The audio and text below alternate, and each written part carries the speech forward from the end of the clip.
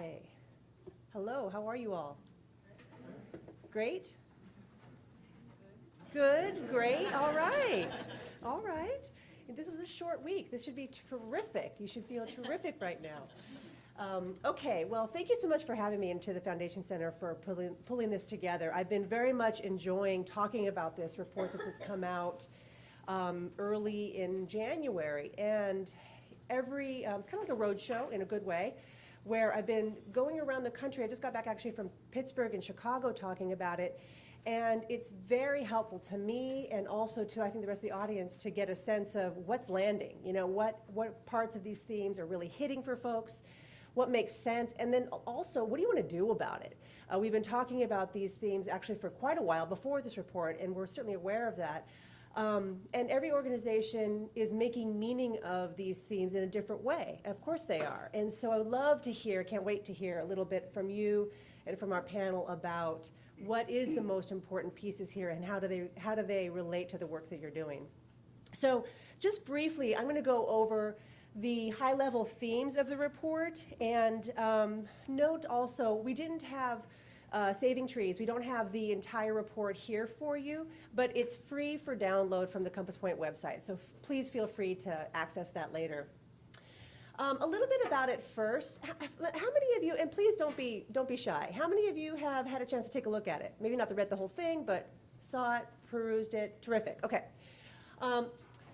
What is it anyway? So this report is a national survey of senior level development staff and executive directors. And I think it's slightly unique in that way. There's certainly a lot of terrific research on fundraising and fund development out there. Most of it has a focus on results. Donor turnover, attrition, dollars raised, from whom, and that kind of a thing. Very, very important and helpful data.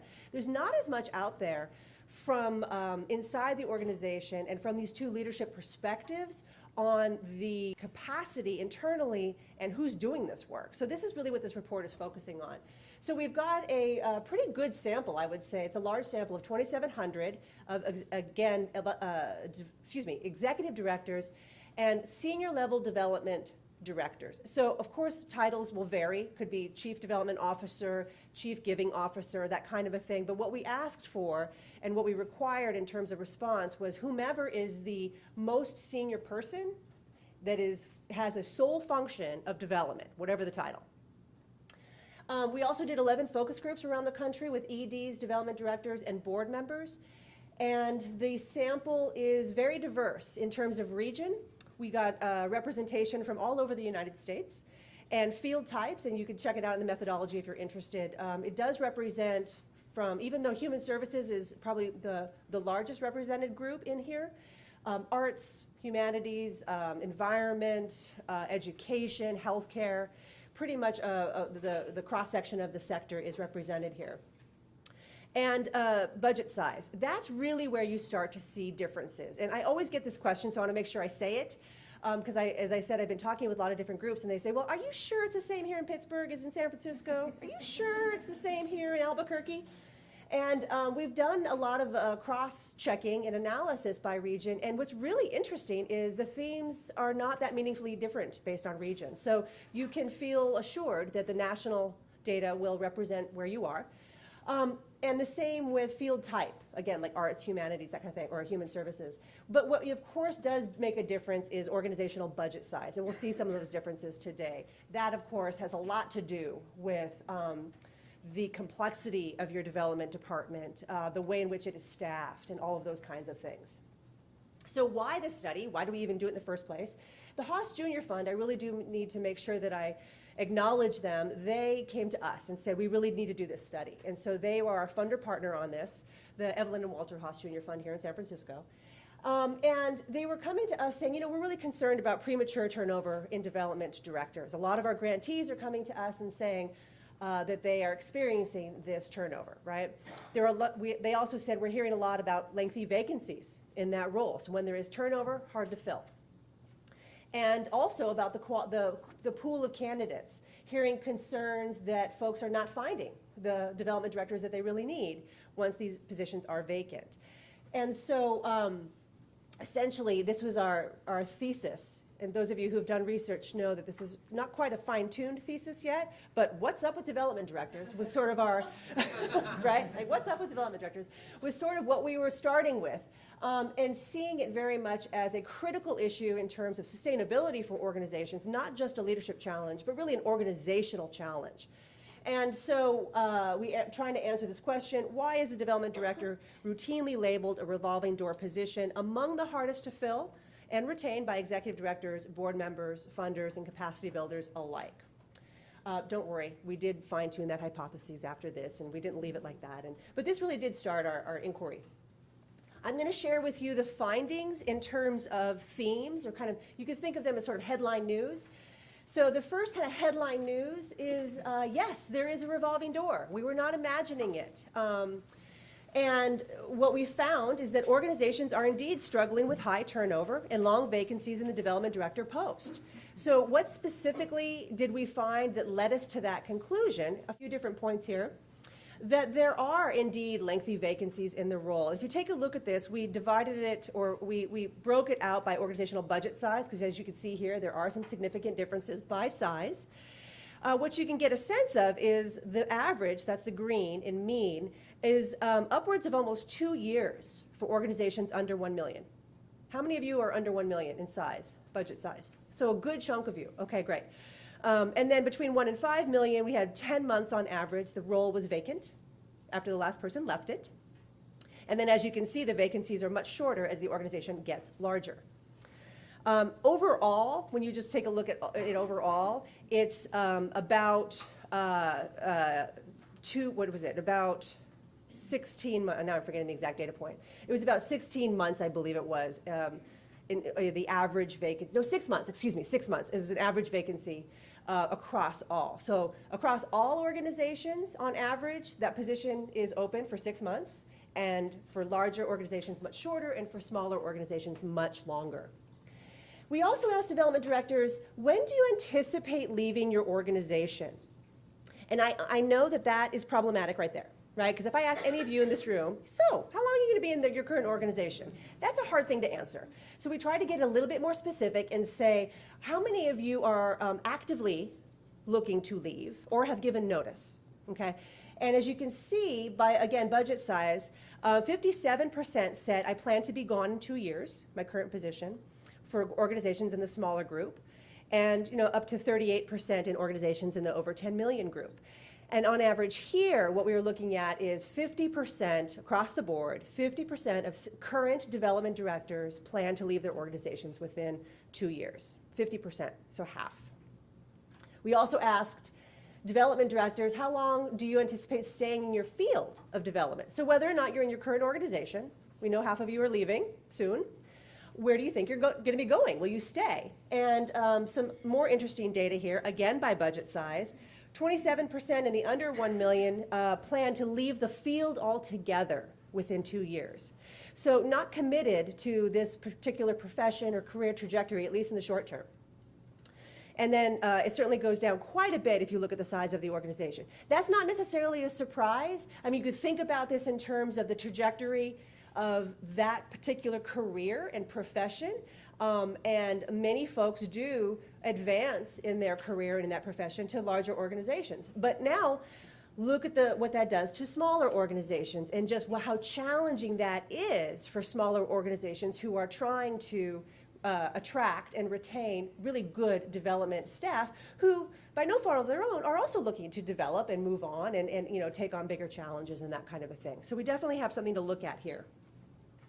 So that was the revolving door. It's not imagined with these vacancies, with these difficulty in keeping somebody in that role. We really are seeing this particular pattern across the board.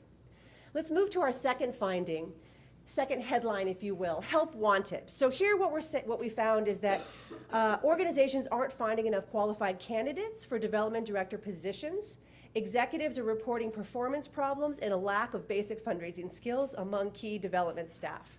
And I want to say again, just in case it kind of flew by you a moment ago, the sample. These are executive directors who have a senior level development staff person on their org chart. Maybe it's vacant. In fact, for many of them it is, as we know now. But they have that senior level role, right? It's not an associate, it's not a manager. And the development respondents are also in a senior level position. So these are leadership positions. So let's take a look at some of the findings, or excuse me, some of the data that supports this help wanted. 50% of execs said the last search did not produce enough candidates with the right mix of skills and experience. Right mix of skills and experience. So we heard from many executive directors that said, oh, I get a lot of resumes, but they're not the right fit for what I need right now, given my business model, given where I'm trying to take the organization, given the particular specialty that I need, or what have you, or fit for the organization in terms of just, you know, leadership style and approach and that kind of thing. 25% of executives fired their last development director. And I think this really points to 25%, were you surprised by that? I was surprised by that, yeah? It is huge, it is huge. And I think it really points to the degree to which we, the big we, are kind of getting it wrong in terms of alignment and expectation setting. What's this role really required? Who do I need for this role? And then how can I hire the right person for this? And how often on either sides of that equation, we're not getting it right, you know, in terms of both ourselves as candidates and also those who are hiring. And if you think about it, remember the data from a moment ago, positions that are vacant for a very long time. What do you do when a position's vacant for a long time? You got two choices. What do you do? Promote from below. Oh, you got three choices. That's very good. Promote from, promote from below. Hire a consultant. Oh, four. Okay, hire a consultant.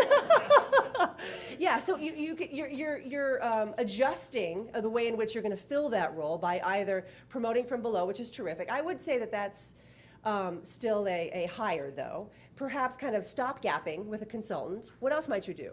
Do it yourself. Do it yourself. Do it yourself, right? I heard that from a lot of folks, which is they kind of gave up on this role and said, we're going to figure out another way to do it. Whether that is an internal candidate, maybe part of it from an external consultant, what have you. How often can we make that work? Sometimes absolutely. Other times that's really challenging. The other thing we do is settle. We settle for the next best candidate. And I think some of that is what's pointing to this 25%. And so we get them in the job and we say, yeah, we settled. Probably not the right decision. And it's not right for that person, it's not right for us. 25% of execs said their development directors, remember senior here, senior level folks, have no experience or are novice at current and prospective donor research and at securing gifts. So where this is coming from, we asked a series of questions around competencies. We used the standard list from the CFRE, which is what are the standard competencies that a fund development professional needs to have. And then we asked a series of questions, to what extent does your development director have these, is competent in these? We also asked EDs to self-assess them, to assess themselves on the same list. So 25%, a quarter of execs said on 2 of these competencies of the, I think, 8 that is listed, are novice or have no experience at current and prospective donor research and securing gifts. Those are 2 of the 8. So again, if you think about these are senior level folks, what's kind of going on there? It was the big question that we took away from that, and also related to some of these other concerning data points. We asked executive directors to tell us how satisfied they are with their development director's performance. And these are executives that are very satisfied. We just pulled this piece out. In the report, you could see more data on this. And again, by organizational budget size, under $1 million, 27% of execs, so not even quite a third, are very satisfied with their development director's performance. And then it gets up to 41% for the largest groups, but not even hitting the 50% mark, are very satisfied with their performance. Again, I think some of this is going on, right? Here's a quote that I think illustrates this nicely. I think some kind of self-perpetuating cycle's going on where on the one hand the jobs are really hard and not that many people are successful at them, and then there's this issue of salaries. They just keep going higher and higher and higher, so development directors who are good can write their own tickets and command what they want. And the larger institutions pick off the best. And so then there's this scarcity, so all of us have to pay more for a shrinking pool of people. That's from an executive director. For a little benchmarking, in case this is helpful to you, just, again, benchmarking data. Here's the averages by budget size of the development director's compensation. So you can see it goes from about 50 a year up to 100. And you've got that in the full report if you want to take a look at that more. Let's go to finding 3. Headline news here, it's about more than one person. And I want to pause for a second on this and talk about how this set of findings is a little bit different. So what we really were, going back to the beginning of this research, we had a terrific advisory committee helping us with this. In fact, one of them is here with us today, Greg Lassonde.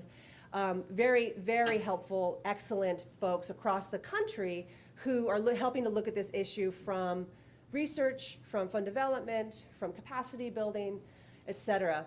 And as we were starting to do this, and myself, my co-author, Jean Bell at CompassPoint, and then our foundation partners at the Haas Junior Fund, we kept saying to ourselves, this isn't just a staffing issue. And this is how we first started this project. What's up with development directors, we asked, right? So we were looking at this issue from what I mean by a staffing issue is recruitment retention for this position. And we were thinking what we were really learning was the leadership challenges of that role. Now we are, and that's a huge part of it. But as we dug deeper into it, and as our advisory committee kept telling us, and they were of course completely right, is it's about more than one person. In other words, we're not going to staff our way out of this. That became our kind of mantra. We're not going to staff our way out of this. If we continue to just keep looking at this as an HR issue, we're going to be like la la la la la la la over here to the rest of the issue, which is the rest of the organization. And we need to attend to both. So this next set of findings is really about us widening that spotlight, taking it off of just the staff question, recruitment and retention, widening the spotlight to say what else is going on here. So many nonprofits aren't building the capacity, the systems, and the culture to support fundraising success. And where did we get this set of findings from this data here? Fund development capacity. So another thing that we did, you can see here there's a breakout of the data by high-performing organizations and the rest of the sample. What we did here is we said, clearly there are some bright spot organizations. I'm borrowing from Chip Heath. Yeah, glad you got that on camera. Chip Heath, yes, borrowing from him. The bright spot idea, which is that we need to study what's working in order to help understand where some lessons can be applied to other parts of our organizations. And indeed what we did is we said, where are the bright spots in this sample? And we defined these high-performing organizations, what I'm calling bright spots, by organizations that said they are very effective in their fundraising efforts. They have high culture of philanthropy, and I'll say more about culture of philanthropy in a moment. And they get 25% consistently of their budget from individual gifts. So they're able to really maintain that engine in their organizations. So these high-performing groups, check this out. Those, we asked, how many of you, these are capacity indicators, not all issues around capacity, but a few indicators of capacity inside an organization. How many of you have a donor database? Not Excel spreadsheet, by the way. A donor database, and high-performing organizations, only 12% said, no, we don't have one, compared to 21% for the rest of the sample. How many of you have a fundraising plan? Now remember, again, these are senior-level folks, senior-level development staff. No fundraising plan. For the rest of the sample, 24%, so nearly a quarter don't have a plan, and only 7% of the high-performing group does not have a plan. And then we also just asked the basic question, do you have sufficient capacity to do your fundraising work, period? And 28% of the high performers said yes, and 9% of the rest of the sample, the rest of us. So if you think about that, even the high-performing group, the bright spots, are really, really challenged by capacity. I mean, that, to me, that was just a big wow of a finding. Oh, it looks like you're about to ask something, Troy, yeah. You told me this the last time I heard you talk, that the number of high-performing versus the rest of the sample is very illustrative of what the percentage of the whole sample is actually self-calling high-performing by your definition. Do you remember that? Do I remember? What the proportion, what the Oh, the N, the versus, size? Yes. I never asked me to keep numbers like that in my brain. Sorry. What was it? It was a large enough size that we could make that it was statistically significant, so that we were able to do this analysis. And I want to say it was 200 to 300. Yeah, of the 2,700. Right. Don't quote me on that. I'll get that to you though. Yes. By capacity, you mean other staff? Capacity meaning, great question. So the third bars here, infrastructure, staff capacity, equipment, technology, you name it. And we did in the survey define what we were asking about. So here's a quote that talks about this. I was with an organization once with no fundraising infrastructure at all, and I was responsible for building it. It was a 5-year project that was probably the hardest thing I've ever done. We raised the money we needed to every year. We built the relationships. The process was managed well. But the hardest thing was to build an internal culture of philanthropy with staff and board when they had no idea what it was and how it related to them. So this was from a very experienced professional development director who said the hardest thing for her to do was to set this thing up, was to get that organizations, the systems running well together. And it took her 5 years. Took her 5 years. So, you know, if you think about it's about more than one person, this really, I think, points to what we're seeing here, what we're talking about, and what's necessary. Board members are certainly a part of capacity. This is what I call the shocker slide. You all shocked by whenever we ask about board member engagement and fundraising. It's something that often many of us are still challenged by, board members too. And by the way, when I make these remarks, I'm not indicting any one group. I'm really not. I'm not saying it's ED's fault, it's development director's fault, it's the funder's fault, it's the capacity builder's fault, it's the board member's fault. No, it's all of us needing to look at the way in which we all are contributing to, shaping, and responsible for shifting some of these issues. So board members is definitely part of the equation, and we've been talking about board member engagement for years, and we're going to continue to talk about it. But in this context, what we're seeing here is we asked the respondents to say, this is reported by executive directors, because of course they would, you know, they know more than the development director in terms of just they're closer to the board. How many of your board are sufficiently engaged in asking just for individual giving right on this point? Not fundraising overall, but we wanted to really kind of narrow in just on the ask. And 18% in the under million category said we have a sufficient amount of asking going on.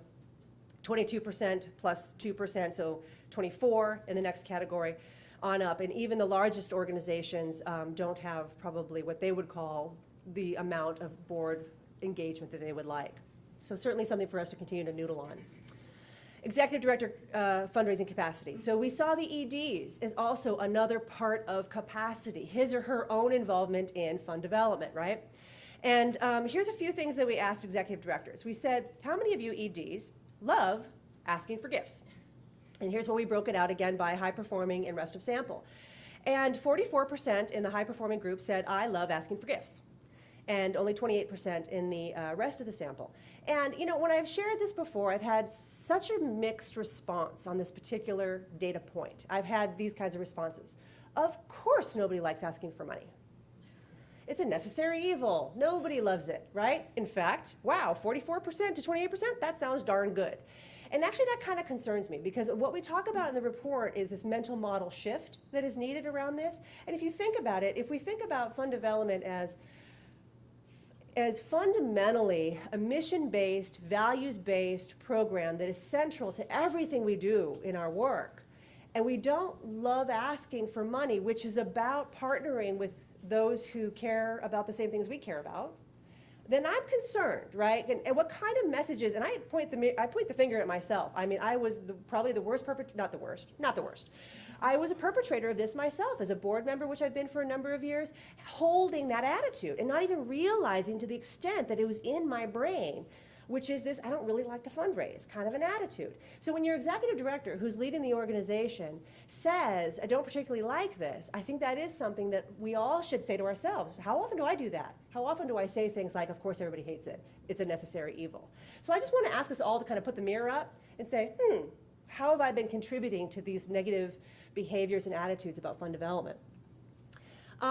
Skilled at securing gifts. Remember I said those 8 competencies we got from CFRE, asking folks, executive directors, to self-assess themselves, I keep doing that, about their own competency at securing gifts. And you can see the differences here between the high performers and the rest of the sample. And lastly, how many executive directors had previously been development directors, not have done development, but had held that role. I think that's really interesting. I think the message here isn't, okay, all you EDs, quit your jobs now, go get development jobs and come back. No, but what I think that does say is once you know the body of knowledge, once you've really learned the skill set and have got some of that expertise behind you, that you're maybe perhaps more likely to be a better partner to your development director and to others in your organization around these issues.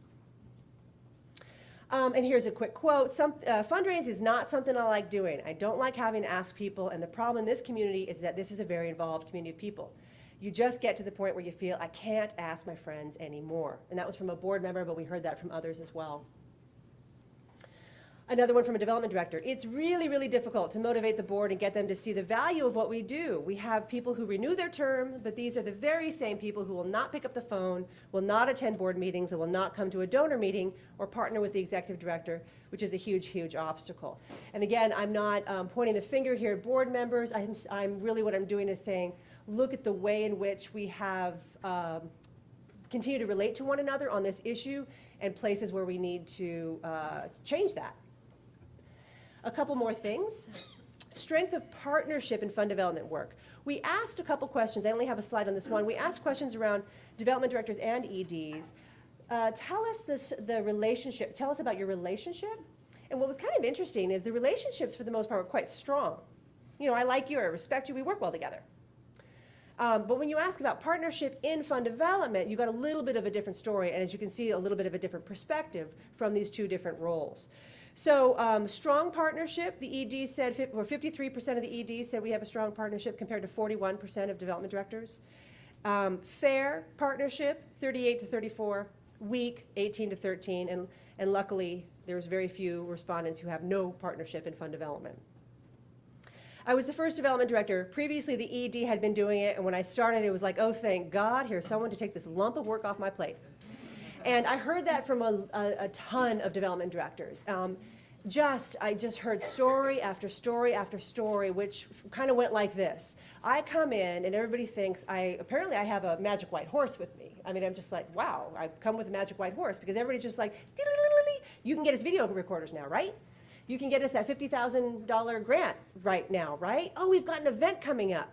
You're going to help us secure sponsorships for that, right? Oh, when is the event? Oh, you know, it's just in 2 months, no problem, but you can do it, right? And so the development directors were constantly telling me these stories of how they were set up in these ways, which I think was fundamentally getting at people don't understand the role. They don't understand what this function is, and then therefore this person in it. And I heard a lot of stories, it was disheartening. It was because people felt disrespected, you know? It's very isolating, but it's also disrespecting to pretend as though that job is just, oh, you just need a white horse and that's all you need to do and then there you go, versus this real deep experience and expertise and all of that. Part of it is around realistic financial goals and the development director's influence in setting those. So this is another couple questions we asked here. Does your organization have realistic financial goals in place? The high-performing organizations, 90%, really good news there, and 75% for the rest. So the other way we can read that is 25% of the organizations are setting financial goals that are not realistic, and usually how it goes is like this. We've all seen this. We've all seen this. You build the budget, and then there's that gap, right? There's that $20,000 gap, or there's a $100,000 gap. How does that gap get filled? By that magic horse, right? It's like, oh, we'll just write that in with, you know, from the event or individual donors or whatever it's going to be. And so that's what we're hearing is the unrealistic budget. Now, who's going to be responsible for that? Guess who, right? The person on that horse. So the other part of that is who is creating those budgets, and does the development director have a lot of influence on financial goals? And this was concerning to me. In the rest of the sample, 37% said they have a lot of influence on setting those goals. So these goals are set up. There's 25% of them are not realistic. The development director was not involved in that process, and now here is the goals. And this is not just a problem for the people. This is the organization's fundraising plan for the year, their resource generation plan for the year. We talk a lot about a culture of philanthropy. This essentially is it's about more than one person. I'll just briefly read these. We got this from the experts in the field, so CompassPoint certainly did not make this up, but 5 criteria that we talk about in the report and had people respond to on the survey. Most people in the organization across positions act as ambassadors, engage in fundraising, engage in relationship building. Everyone promotes philanthropy, can articulate a case for giving. Fund development is viewed and valued as a mission-aligned program of the organization. Organizational systems are established to support donors, And the executive director is committed and personally involved in fundraising. We asked the question head on. We asked development directors to assess their culture of philanthropy. And again, you've got the high performers with the rest of the sample.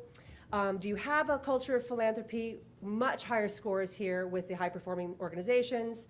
Do you practice good donor stewardship? And do you understand fund development?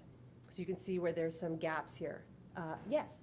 I was wondering, for the high-performing organizations, do they correlate with organization budget and name recognition for the organization? It's interesting. We didn't ask name recognition because these were anonymous. We asked type of organization.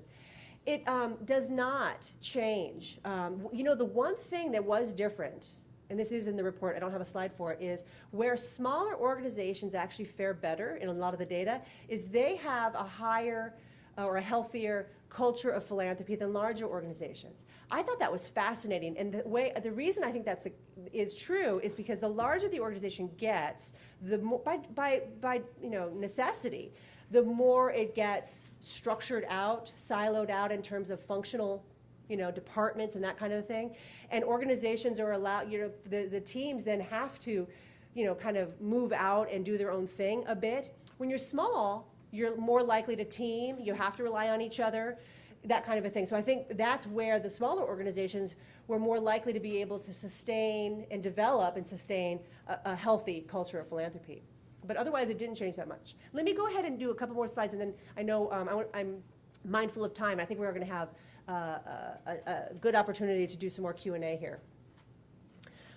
The effectiveness of overall fundraising activities. This is a comparison of executive director and development director comparative responses. So how effective are your fundraising activities? Very effective, effective, somewhat, or not at all.